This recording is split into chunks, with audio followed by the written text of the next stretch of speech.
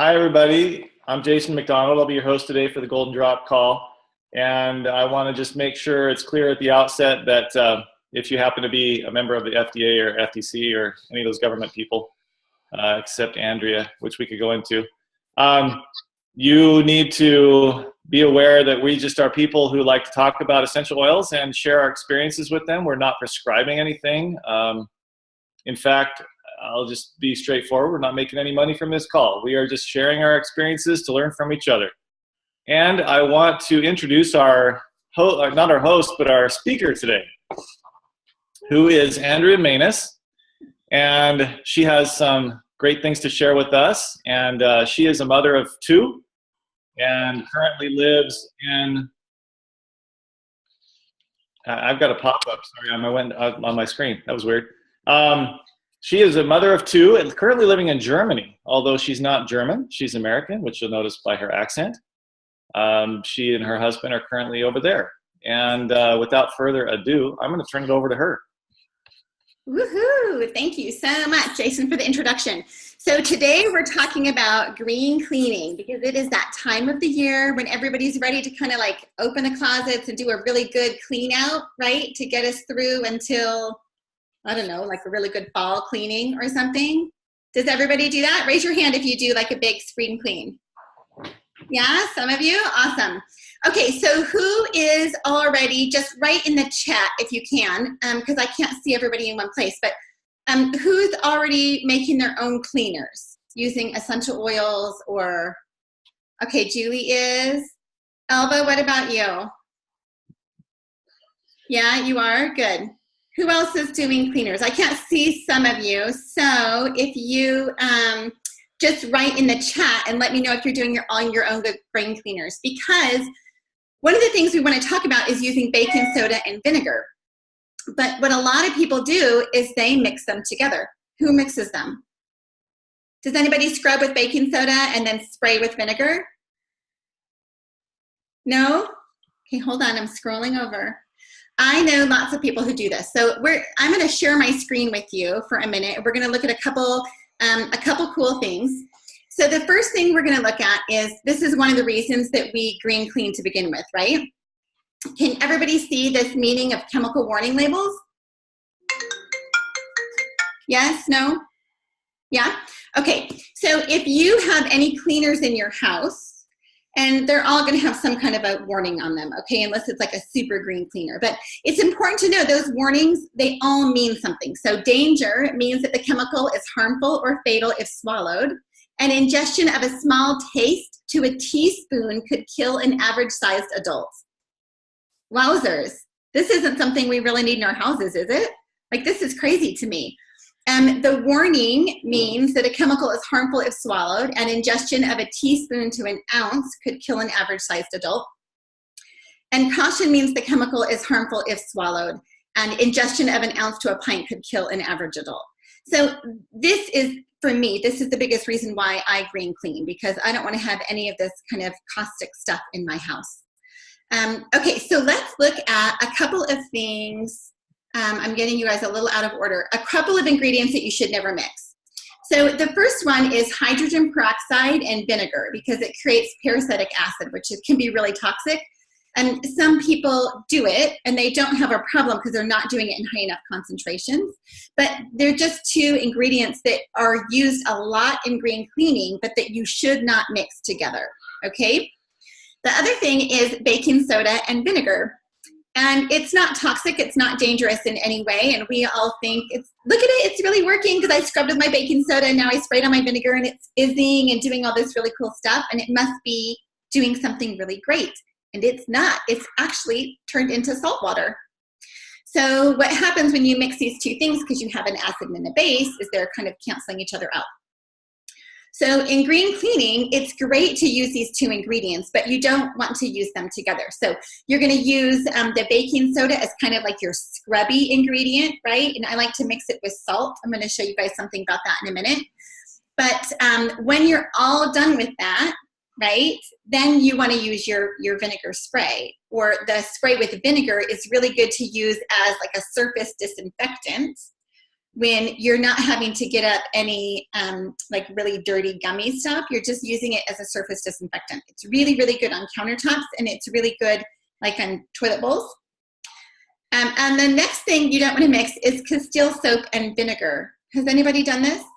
Like making their own cleaner and mix those two things together? So Castile soap, if you haven't used it before, it's just an oil-based soap. It's really good. It's all plant-based. And the oil in it is all saponified. So it takes it from oil, what you're going to see, like coconut oil, right, to something soapy. The process is called saponification. But when you mix that with vinegar, another chemical process happens, and it sort of unsaponifies your soap and turns it back into oil. So then you're going to have this mix with like this weird sludge inside it, and it's your soap that's turned, okay? So those are 4 things that you guys never want to mix. Let me, hold on, my stop screen shared. Let's look at a cleaner that's a really good cleaner to use, a surface disinfectant cleaner. So this is one of my 2 basic cleaners that I use. And I just do you see the sprayer on here? This is the sprayer that I use, and I bought it from Home Depot for, I think, $3.99. So you know when you're using oils, you want to be careful about the kinds of plastic that you put them in, right? Because we don't want the oils to mess with our plastics. You can always look on the bottom, if you don't remember. If you get the On Guard Cleaner Concentrate, turn it over and look at the bottom, and you're going to see the number of plastic on there. You can use that number of plastic when you're buying your spray bottles, okay, to make your own cleaners. So this is a good one. I think it was $3.99 or something. So it's not super cheap. It's not 89 cents at Target, but 89 cents at Target is maybe going to melt when you put your oils in, okay? It's going to leach stuff out of it. So this is my basic recipe for just a surface disinfectant cleaner. And I do 2 cups water, 2 cups white distilled vinegar, and 20 drops essential oil. I love Purify when I do this mix. Then you can't smell the vinegar smell at all. Oil and water don't mix together well, do they? So if you're not using something like vinegar in there, which is going to completely mix with the water and be in every single spray, and you're only using oil, you're only using water and essential oil, you might find that you're not, there's not enough essential oil to mix in with all that water, because oil and water don't mix, right? So you want to have that's why I use vinegar in there. You could take the vinegar out of this recipe, do 4 cups of water, your essential oil, and then add like a 1/4 cup of Castile soap. And my favorite is Dr. Bronner's. They make a great unscented variety. I wouldn't use any of their scented. They have melaleuca and rose peppermint. I wouldn't use any of those. They smell pretty terrible, if you know what those oils actually are supposed to smell like. But the baby unscented is what I would use. And then another recipe that I really like is for a powder cleanser. And do you guys see this really cool cap on here? So that cap, it's called Recap. And you can buy it at Amazon. And it's super, super great to just use. You see I have mine on a mason jar. And I just mix this up. I do 1.5 cups baking soda with 1/2 cup salt and 25 drops of lemon essential oil. And you just mix it together. Just use table salt. Don't get out like your fancy Himalayan salt, right? Because we're talking about scrubbing toilets and, you know, sinks, the bottom of your shower, your bathtub. It's a really gentle cleaner. And lemon essential oil, you know, we talked about mixing bases and acids, right? Lemon essential oil doesn't come from the juice of the lemon, so it's not acidic. It's coming from the rind. So you don't have to worry about anything canceling each other out because you're not mixing a base and an acid, okay? There's no pH to the lemon. And who got the super great deal on Arborvitae? Did anybody get it? Yeah, me too. I totally loved it. It's awesome. So this is my very, very favorite green cleaning recipe because it's so totally amazing. It just blows me away every time I use it. So this is what I use for wood polish. You guys can take down these ingredients. It's 1/2 cup of olive oil. Use good oil for this. I mean, there's a lot of, don't use junk oil for this. It's going on your good furniture, so use good oil.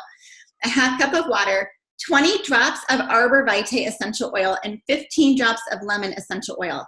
But here's what you have to do. Here's the rub. You, again, oil and water don't mix, right? So if you pour your water and your olive oil together, what's going to happen?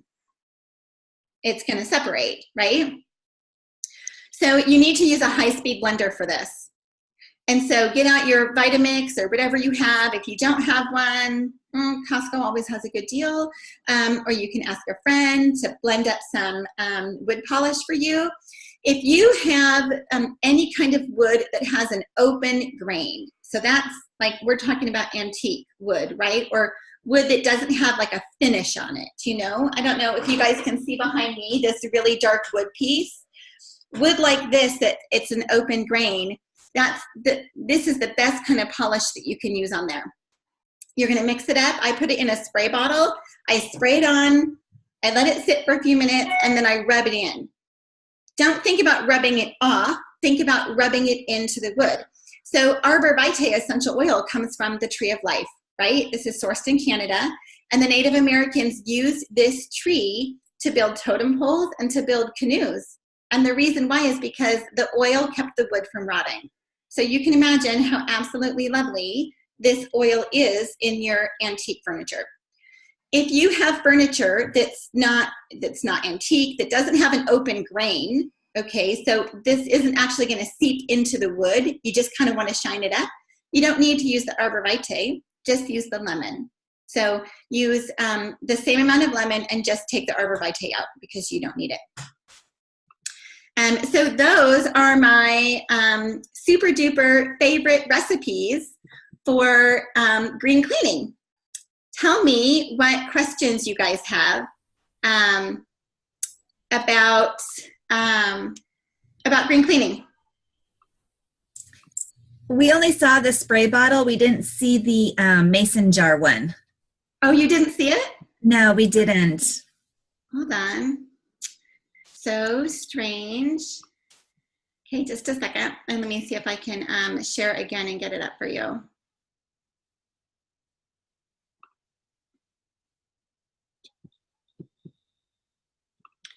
Okay, tell me, can you see it now, Renee? Yes, we sure do. Okay, so this cap is really cool because it's in a shaker bottle and it fits on any regular mouth mason jar. So it's super duper easy to just make up a cleaner, and then you have it ready. You can use it anytime, you know, that you need it. I keep mine in my bathroom and it's there. What other questions do you guys have? This is super fast because I wanted to, you know, get you in and out in 15 minutes, but. Andrea, this is Diane. I have a question. Yeah. I'm wondering about hard water stains. I've moved to a place where I have very, very hard water, and it's staining all of my surfaces around those faucets and stuff. Yeah. Do you have any ideas? I do. So what you want to use is citric acid. And I get mine from Amazon because it's easier, but during canning season, most grocery stores carry it because it's an ingredient that's used a lot in canning, so for preserving food. So the same kind of stuff, I mean, you can eat it. It's super duper sour. Like if you had a sour gummy or something, that's usually what they're coated in, is citric acid. So studies have shown that if you do a mix of citric acid at 6%, like a solution of 6% citric acid, and you put it in a bowl or a cup or something with hard water stains, it will completely dissolve those hard water stains without any scrubbing. Wow. So what I do is I just mix up, and I don't do it and keep it.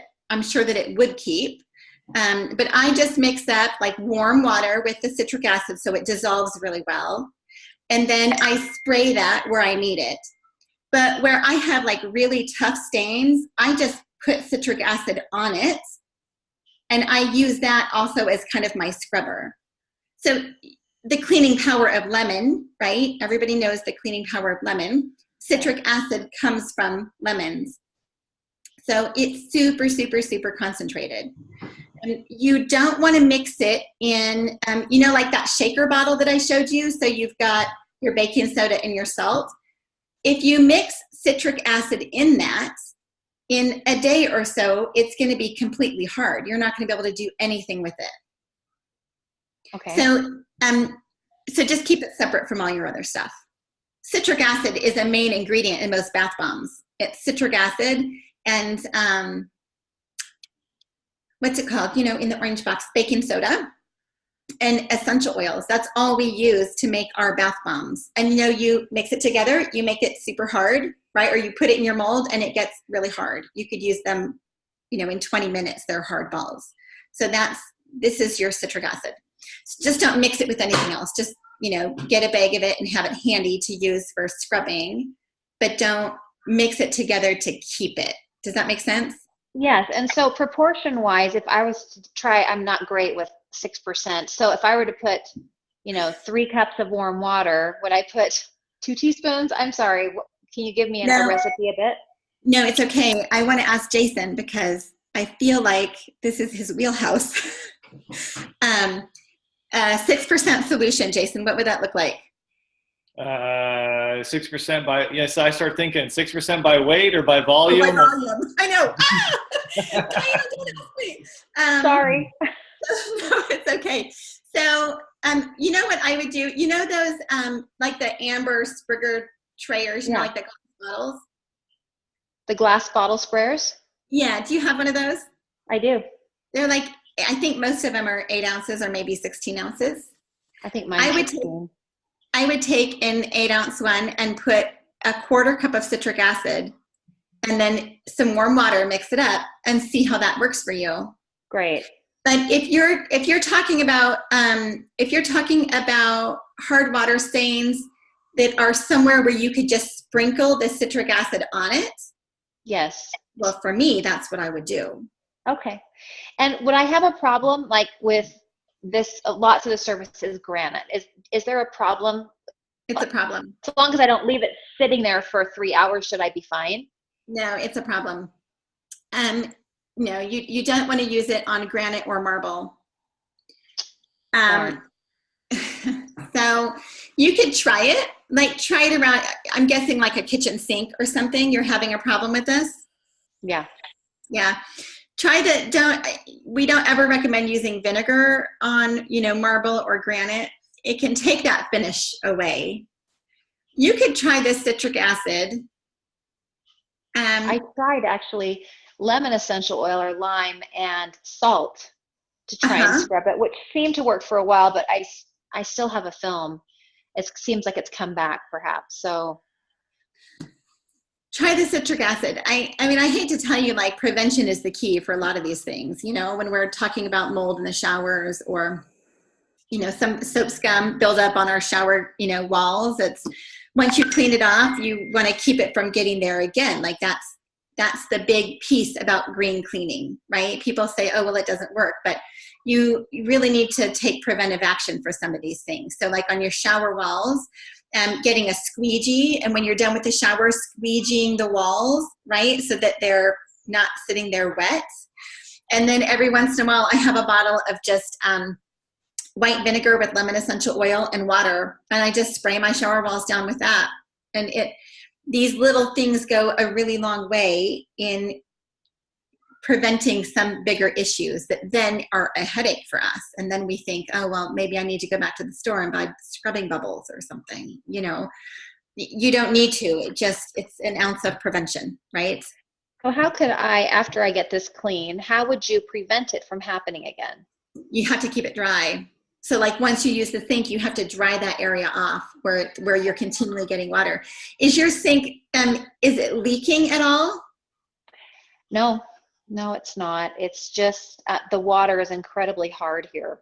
Yeah. And I didn't know the area that well. Now I kind of think, gosh, should we have put a soft water, whatever in so that I wouldn't have this problem, but it's a little late for that. Well, try this. I'll give this a try. In a sort of inconspicuous place. And you know what, Diane, I would love to know what you find out. I have hard water where I live currently, but I don't currently have, I have marble floors, but I don't have anything fancy on my counters, you know? So, yep. I don't know. I don't know, but I would I'll give it a try. And let me know, please. All right, will do. Thank you. Oh, and Julie gave us a great tip. She said that she puts lemon, peppermint, and vinegar with water, and it helps keeps the spiders away and cleans. It does. You know, peppermint, Julie, you can also just drop it on a little cotton ball and kind of stick it back behind those places where we sometimes get creepy crawlies. I love peppermint for this. Yeah. Peppermint is also really helpful for mold. So peppermint or clove, if you have places, especially in the bathroom, you know, once we get done cleaning, I just spray them down with a little mix of either water and peppermint or clove and peppermint, and it goes a long way in helping with mold. That's great. What other questions? Does anybody have anything? No stone unturned. What do you want to know? I'll talk about green cleaning all day long. Except it's nighttime and my kids have to get into bed. Yeah. Well, thanks, Andrea. Sure, my pleasure. I think everybody learned something today. I know I did. I Yay. wanted to come back to you pointed out that on the bottom of the cleaner concentrate from doTERRA, there's a plastic number there. It's high density polyethylene. It's plastic number 2. 2, cool. Oh, thank you for checking. I appreciate it. And then I noticed on the On Guard, the dark plastic bottle that they sell the On Guard hand wash in, that's actually PEEP. It's plastic number 1. So they're both a form of polyethylene. There you go. You look at you using words like polyethylene. I'm like, oh, that's great. Thank you, Jason. Many ethylenes. There you go. Many ethylenes. So many ethylenes. Anyway, so thanks a lot, Andrea, for those tips. I should have taken notes because I didn't think I was going to learn that much. But hey, I didn't mean that offensively. But I'm going to go back and watch this again and see what a bad job I did hosting. No, really, I'm going to look at like what you said about some of the cleaning stuff. And Diane, what about a water softener? It's never too late, right, Jason? Right. Yeah, well, the problem is I've spent all my money on a new house. So I just don't have money to throw around on the water softener. But I think, who knows, I may turn to that eventually. We are actually in the same situation here. We probably should get one. We have hard water here as well. It's a thing. Well, I just didn't realize it was so hard. I didn't realize, because I really have dried a lot as I have worked in those areas, but my children don't. And evidently I haven't been vigilant enough, but yeah, I do dry, and I think it's a good plan. But Andrea gave some good tips about just making sure that we keep things wiped down and cleaned off. And no, really, Andrea, you were very well prepared, and appreciate all your inputs. Good job. And can I just share one more thing about paying it forward? Yeah. I know you're going to talk about this, Jason, but you know, when we talk to our friends, when we pay it forward to our budgets and sending goodness out into the world, you know, an easy way to do it is to talk with people about green cleaning, because there are loads and loads and loads of reasons why we should not be using more traditional cleaners that you could buy at the grocery store. And I'm happy to send anybody information about that. But this is a super easy way to make a really big impact on somebody's health by, you know, helping them get rid of all the chemicals from the cleaners, and also to their budget, because those cleaners are expensive. And when you're cleaning with essential oils and with vinegar and baking soda and salt and citric acid, for Pete's sake, it's cheap. It is. That's just the, you know, the long and the short of it. And so when we're looking at paying this forward to our own budgets, right, by sharing with other people, it's an amazing boon for us and for our businesses if you're building with doTERRA. But to even just to be able to share it with somebody to help their health and wellness, it's this is an incredible place to start, is with green cleaning. I love that, because everybody likes to get the best bang for their buck. Yes. These products that you mentioned are environmentally friendly and family friendly, and they're readily available. Yeah. And so all those things help out. That's right. So good, powerful combination. And I like how you presented what shouldn't be combined together, because those are important things to think about as well. Mm-hmm. So thanks again. Can I just say one more thing, Jason? Yeah, go ahead. The longest golden drop in the world. There are lots of ingredients out there. Don't laugh at me, Julie. I'm so sorry. There are lots of ingredients out there that come from the earth. It doesn't mean that they're all healthy. So if anybody is using borax, it's an ingredient that you might want to think twice about. And the reason why is you can go into the Environmental Working Group and look at some of their studies that they've published about this, or studies that they mention in some of their different articles. But there are borax mines in Italy, and they've tested the men who are working in these mines, and these men are infertile. And it's because of their significant exposures to borax. And, you know, they're seeing it in much greater concentrations than any of us would likely see it. And it's men who are affected in this way. It is not women. But I happen to have a man and a little boy living in my house. And so we used to use borax because it really gets the job done. And it's, you know, it's great. We would throw it in the laundry. There are a lot of DIY green cleaning recipes that call for borax, but it is an ingredient you really should stay away from. Okay. All right. Well, thanks for everybody participating. Looks like Julie has another comment, which is that she loves making homemade dish soap. Julie, do you want to jump in on that? Let's see. Your hands are better when I nail polish on, it stays on longer. That's what she says. Yeah, because those chemicals in a regular dish soap aren't stripping the nail polish off. Nail polish will stay on there, folks. Like, it's not an easy thing to take off. When we have to use like acetone to take it off, but your normal dishwashing liquid takes it off for you. Wow, great. All right. Well, everybody, thank you for participating today. And I think we're gonna drop off. I don't really have any much more to say, so thanks for joining. I'm gonna just let it go with what Andrea said.